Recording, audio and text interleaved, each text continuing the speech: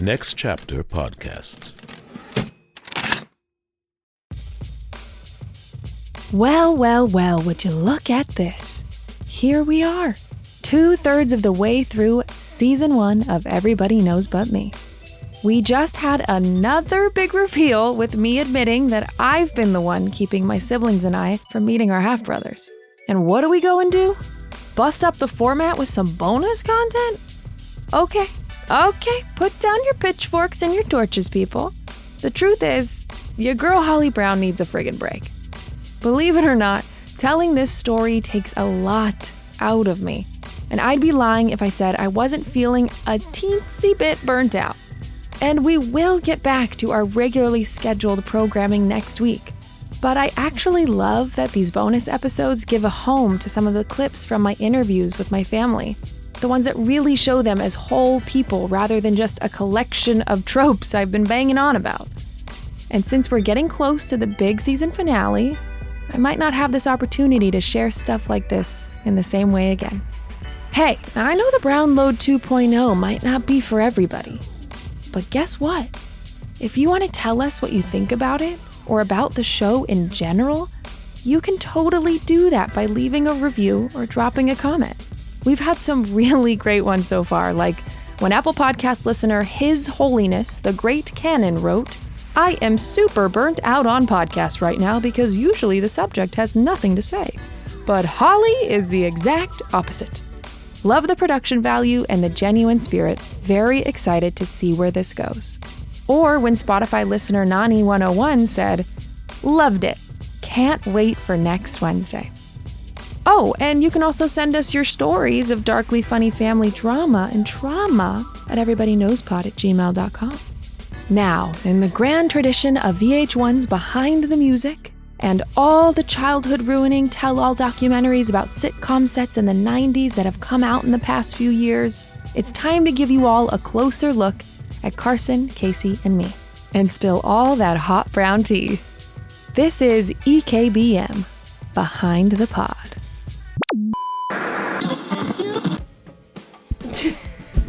What'd you just ask me? I asked if you think that this podcast journey is going to be hard, just having all these conversations, but having to be so self-reflective about how you are feeling all the time. Yes, I think it'll be really exhausting, but I think double-edged sword. I feel very comfortable talking about all this stuff because we've done it for so long, and I've definitely, probably more than anybody, has talked about it openly. And I joke about it on stage. Like, it's stuff that I'm so comfortable talking about, but I am not comfortable being emotional about it in front of other people. Yeah, Cameron Diaz in The Holiday. Yeah, like, don't get me wrong. I cry a crazy amount. I cry a lot. Didn't as a child, though. Never cried, really. Nope. But I'm worried. What I worry about is when inevitably we're talking to family members and something comes up that I didn't know.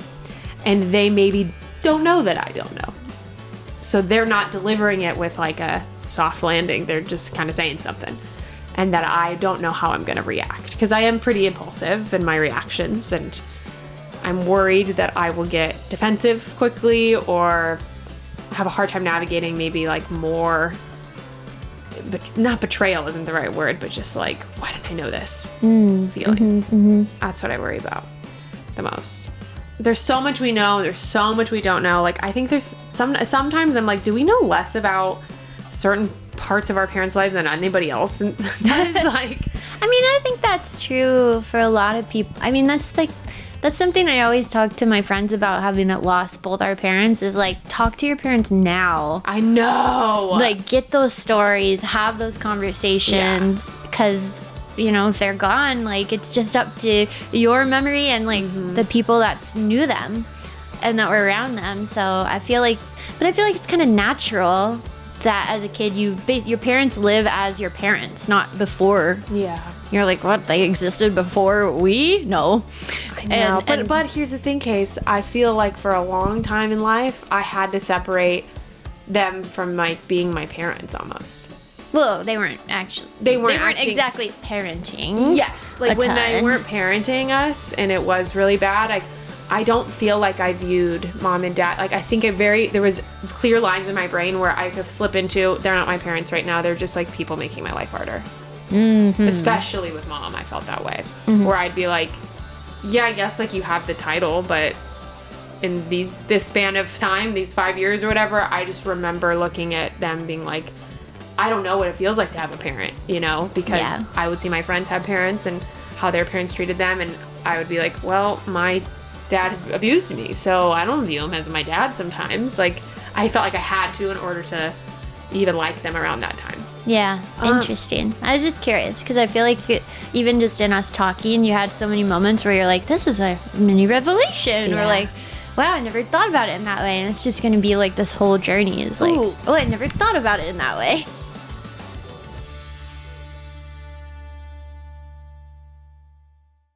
Right when mom passed away, we all had very different reactions to like the task at hand. I mean, sorting through a life. Mm-hmm. I want to shout out to our Aunt KJ, who's doing something called death cleaning. Oh, yeah. She texted us all and was like, do you guys want any of these vases? And they were from our grandmothers. And we were like, do you have something to tell us? Like, why are you reaching out? And she's just like, no, I read this book and I'm trying to get rid of stuff while I'm alive so that people don't have to deal with it after. Mm-hmm. And that's very thoughtful. And it's not like you should have to do that, but it is quite the task to go through somebody's whole life. Yeah. And our dads, because our mom was just carrying dad's stuff too. Mm-hmm. And like, I remember when mom passed away, your immediate reaction was like, burn the townhouse and everything in it. Yep. Don't want to see it. Don't care. Get rid of it. Yeah. Holly, I think you were like more mixed. You were like, I don't want it gone, but I don't want to be there. Yeah. I was like, can we keep it all and not do anything with it now?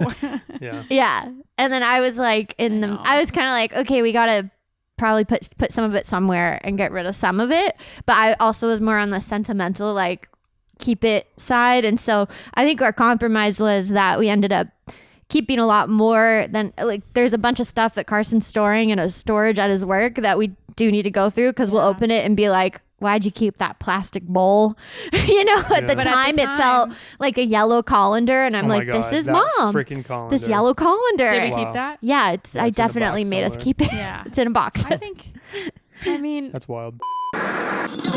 You brought up hiking. Carson and mom and I used to hike all the time in that period of time. Like, you remember when we used to go on walks too? Yep. Yeah. Around Oak Park? Mm-hmm. House? I think we go on walks around like the neighborhood. What the shit was I doing? Probably working.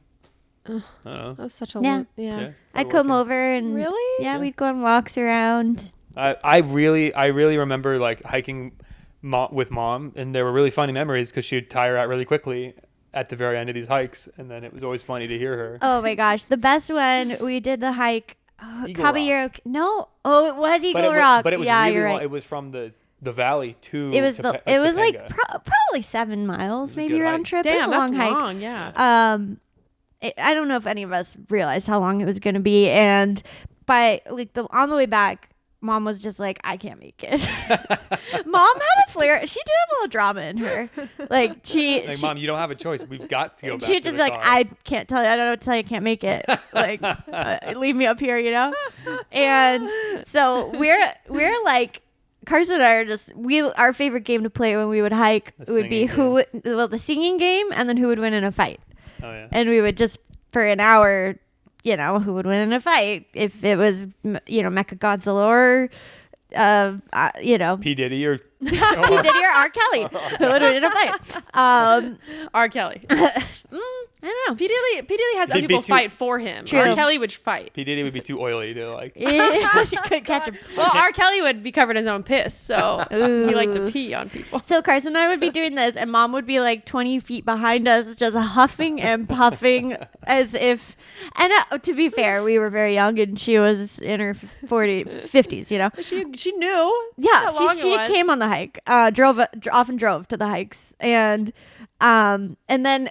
I just remember we probably still had 2 miles left, and mom just power walks past Carson and I, and we're like, Mom, hold on, and she's like, I have a second wind. And she's just like, I can't stop. and she literally goes down the hill going, I can't stop. And like, we meet her at the car and she just like raced down the hill. You didn't really think we'd put out another episode of bonus content without a weird P. Diddy riff in it, did you? Come on, you should know us better than that by now. The good news, though, is that was the last one. For now. From here on out, it's just going to be all gut-wrenching moments of intense vulnerability and stuff that's guaranteed to make you cry. Yep, that's it. Nothing else. So get those tissues out, because you're gonna need them. We have so much to cover, but we got to talk about the mountain biking. Legendary. This was another moment where Carson also took one for the team. I know. Where you have that, Mom and you had that same trait. Where I think. But I think you guys remember that differently. Yes, I think it was that. Why don't you tell the story instead of me just knowing we all know what happened? So we went to Mammoth. One of the things we did was mountain bike, and it was during summertime where the ski lifts were not covered in snow and you can go mountain biking. And so we went up to the top of Mammoth Mountain where they have that cute little German restaurant and little town. You rent your gear, you put your bike on the thing, and then you get on the ski lift that takes you up the bunny hill, the first one. And our mom was very scared of heights. And so, but again, signed up to do this. No one was making her. No one was like, Mom, you have to do these bikes with us. We never were like, Mom, you have to hike with us. What you know? was it like getting on the ski lift? Like we were getting on, and then she would just like stop and start, and just like could not get herself to go on the ski lift. And then I feel like she finally got on and screamed her way up. Were you sitting with her, Carson? I think so. I don't really remember that. And it was at Bunny Hill. Like, this is the smallest hill you could go up. You're not very high off the ground. So we get off, and I remember Casey and I, we are going to go down the little route, and we go to our left, and then all of a sudden, Mom's not with us. We're like, because you and Andre were going to go to do a much harder trail. And not just harder. Didn't you do Black Diamond? No, it was a blue, but it turns out when we talk to someone, they're like, oh yeah, that trail's dangerous. Don't do that trail. We thought we could do better. So Casey and I turned to go down the path, and then all of a sudden we're like, where is Mom? We look to our left, and we see a beautiful blonde woman just bolting down the mountain. Just fucking straight forward, going through the tall grass, and just going, I can't stop! That's like her catchphrase. Oh my God, it is. And she just fucking bolts down the mountain on the other side, and we're like, well, we can't really help her. God. So we just kept going. We're like, she'll make it down. The visual of her just like going through the tall Like, grass. well, we'll see her at the bottom. And then we wanted to ride our bikes home. And there was we wanted to do another route. Yeah, which that route happened to be a path that took us back to town that we could drop our bikes off at.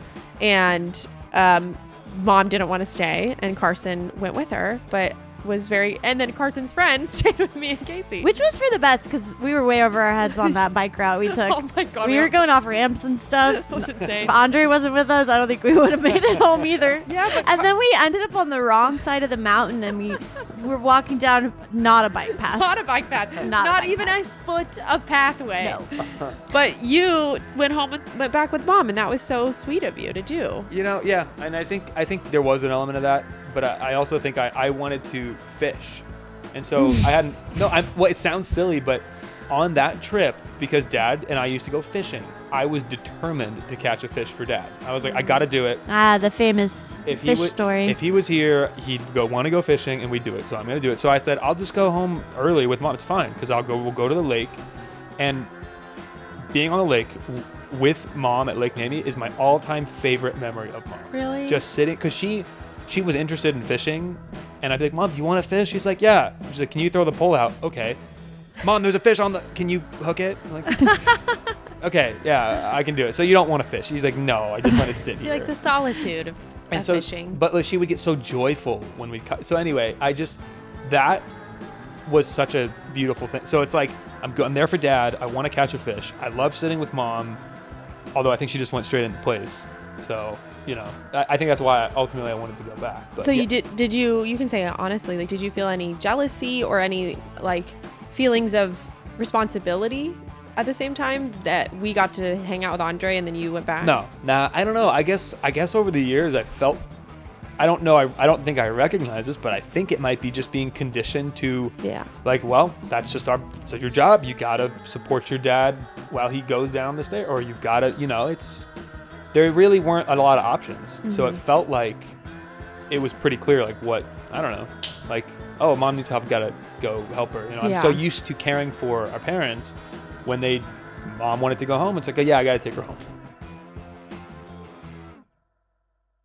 Okay, see what I did there? Uh-oh, you caught me. In writing, we call that the old misdirect. Can't really tell if I was being way too subtle or not subtle at all in the lead-in to the last story. And the story itself was actually pretty touching, in addition to being really funny. But anyway, that's what we gotta do here on the pod. And in these next few clips, you'll actually even learn something new about each of my parents, too. Eventually, I do have a few memories. I have a few memories of going to the Tittle Lake. I remember he had that place in Santa Clarita. And do you remember that place? Oh my gosh, yeah. Yeah. Whoa, I totally forgot about that place. The Tittle Lake You know place what was too expensive. I remember about the Santa Clarita place, like how like they had like no furniture. Yeah. And I'm looking back, I don't think I put those pieces together as a kid of like how sad it probably My looked. best memory from that You place, know? not best memory, my strongest memory is I got I think it was a Spider-Man coloring book, and I don't know why I did this, but I circled all of what's it, Jane? Mary Jane? Mary Jane's like boobs. And all, like, as if I was a little kid, and I was just like, ooh, boobs, and I circled them, and I remember you ratting on me to Dad, and Dad didn't care at all, and he was like, okay. I was like, Holly, no, my life's gonna be ruined. No, he's gonna see that I circled the boobs. Very strong memory in that. I place. wonder if I was trying to like get everyone else in trouble or something. I was like, I'm sick of being the only one in trouble.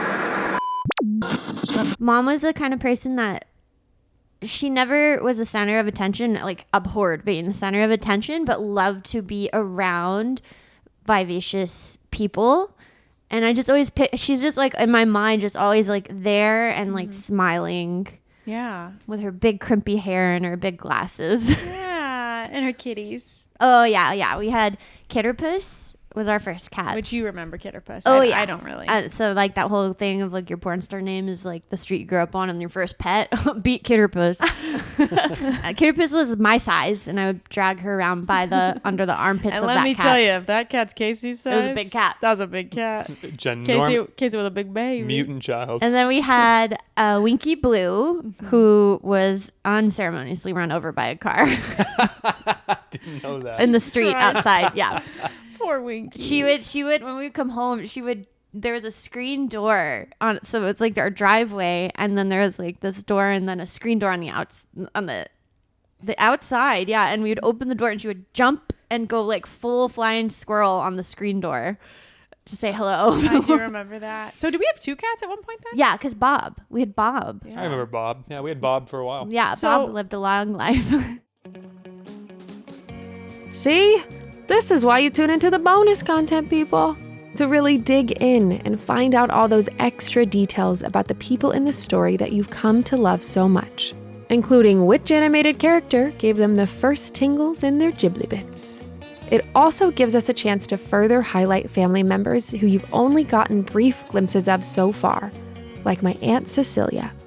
The thing is, she didn't have to try to impress us ever. Like, I just loved her stability. well, but like all the stuff we did with her, like every memory I have of musical theater is with Aunt Cecilia, not Dad. I mean, Dad was sick, or we couldn't afford to go to a place, so Aunt Cecilia would take us. Like, she had to try zero to make me be like fully infatuated with her. Aunt Cecilia. Yeah. And Celia would ride or die. I'd help her carry her suitcase. She'd always slip me a 50, you know? Are you serious? Hell yeah. She would. Hell yeah. She never slipped me a 50 in my fucking life. We had to count those coins from that seashell at Flower Festival. For you son of a bitch. Yeah, You had to. that and then divvy them up amongst all the cousins evenly. Holly and I were very honest about it. We never took more. No, but you know what? Now I would take more. Well, Because I know how the world works. yeah. It was hard, but I'm just, think somehow we all ended up okay. Oh, there was more to come, I'm sure. Yeah. Much more to come. They can't even make this shit up. They I should know. make a movie of our family's life. Well, making a podcast about it, so inching our way there. Inching your way there, but it's just, this is a brave thing to do, to put your life out there. I'm scared. Like that. I'm very scared, but I also feel very weirdly confident. Maybe it was my dad coming through. Feel very weirdly confident that I will do this in a way that feels. I'm just confident that I'm going to tell this story in a way that everyone is not rocking the boat. I just know I need to tell it, and I think you're going to be surprised how many people relate to it, but haven't had the nerve to tell their story like this. I know. I'm just very proud of you for this. All right, folks, thanks for joining me for another round of goofing around with the Browns.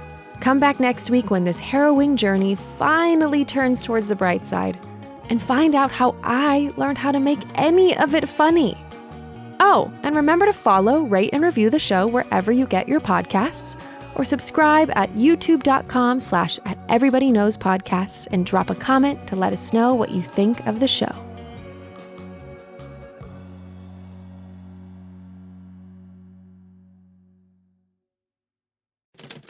Next Chapter Podcasts.